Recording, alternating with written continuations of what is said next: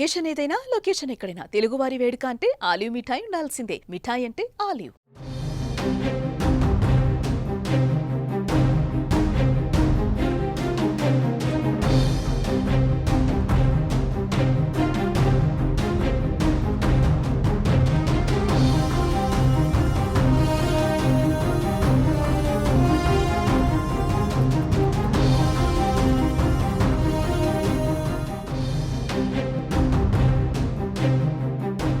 RCB విజయోత్సవ ర్యాలీలో పెను విషాదం చోటు చేసుకుంది. అభిమానుల అత్యుత్సాహం కారణమా లేక ప్రభుత్వ వైఫల్యమా? ఏది ఏమైనా 10 మందికి పైగా అభిమానులు ప్రాణాలు కోల్పోయారు. సుమారు 50 మందికి తీవ్ర గాయాలయ్యాయి. అయితే ఈ ఘటనకు సంబంధించి ఓ షాకింగ్ వీడియో బయటకొచ్చింది.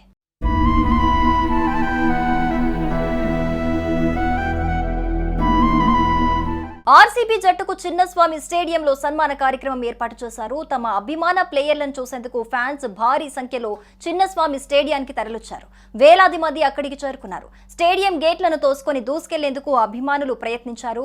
ఈ క్రమంలో తొక్కిసలాట జరిగినట్లు పోలీసులు ప్రాథమికంగా నిర్ధారించారు. స్టేడియానికి భారీ సంఖ్యలో తరలివచ్చిన అభిమానులు అక్కడ ఏం జరుగుతుందో తెలుసుకునే లోపే తొక్కిసలాట జరిగింది. అందులో ఊపిరాడక కొందరు చనిపోయారు. స్టేడియం దగ్గర సరైన సమయంలో గేట్లు తెరవకపోవటం వల్లే తొక్కిసలాట జరిగినట్లుగా తెలుస్తోంది. దీంతో అభిమానులు గేట్లు తోసుకుంటూ ముందుకు దూసుకొచ్చారు. ఈ క్రమంలోనే తొక్కిసలాట జరిగిందని సమాచారం అందుతోంది.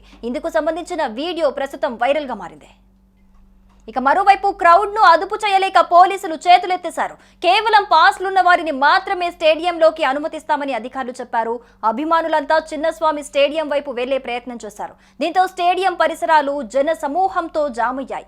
వేలాది మంది వస్తారనుకుంటే లక్షలాది మంది వచ్చేశారని, వారిని అదుపు చేయటం తమకు సాధ్యం కాలేదని పోలీసులు అంటున్నారు. ఇక ఇదిలా ఉంటే క్షతగాత్రులను సమీపంలోని వివిధ ఆసుపత్రులకు తరలించి చికిత్స అందిస్తున్నారు.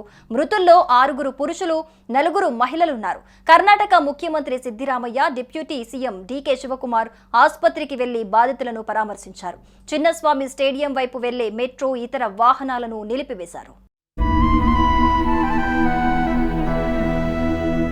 ఈ ఘటనపై కర్ణాటక ఉప ముఖ్యమంత్రి డీకే శివకుమార్ స్పందించారు. మృతుల కుటుంబాలకు క్షమాపణ చెప్పారు. అభిమానులు భారీ ఎత్తున రావడంతో అదుపు చేయలేకపోయామన్నారు. ఇంతటి విషాదం జరగటం దురదృష్టకరమని పేర్కొన్నారు. మరోవైపు స్టేడియం ఖాళీ చేయాలని అభిమానులకు పోలీసులు విజ్ఞప్తి చేశారు. గాయపడిన అభిమానులకు బెంగళూరులోని బౌరింగ్ ఆసుపత్రిలో చికిత్స అందిస్తున్నారు. మరోవైపు కర్ణాటక సీఎం సిద్దిరామయ్య క్షతగాత్రులు చికిత్స పొందుతున్న బౌరింగ్ ఆసుపత్రికి వెళ్లారు. అక్కడ చికిత్స పొందుతున్న బాధితులను పరామర్శించారు. బాధితులందరికీ సరైన వైద్యం అందించాలని వైద్యులకు సూచించారు. కాగా ఐపీఎల్ 2025 కప్పు గెలిచిన ఆర్సీబీ ఆటగాళ్లు బెంగళూరుకు చేరుకున్నారు. దాంతో కర్ణాటక క్రికెట్ అసోసియేషన్ ఆధ్వర్యంలో వారికి సన్మానం చేసేందుకు చిన్నస్వామి స్టేడియంలో ఏర్పాట్లు చేశారు. ఎన్నో పరాభవాల తర్వాత ఆర్సీబీ కల నెరవేరటంతో దేశవ్యాప్తంగా బెంగళూరు టీం అభిమానులు పెద్ద ఎత్తున సంబరాలు చేసుకుంటున్నారు. ఆర్సీబీ టీం ట్రోఫీతో తొలిసారి బెంగళూరుకు రాగా ఫ్యాన్స్ ఘన స్వాగతం పలికారు. కర్ణాటక ఉప ముఖ్యమంత్రి డీకే శివకుమార్ విమానాశ్రయానికి వెళ్లి ఆర్సీబీ జట్టుకు స్వాగతం పలికారు.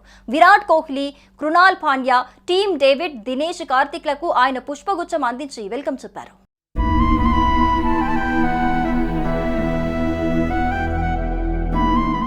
సుమన్ టీవీలో మీ పర్సనల్ అండ్ బిజినెస్ ప్రమోషన్స్ కోసం కింది నెంబర్కి కాంటాక్ట్ చేయండి.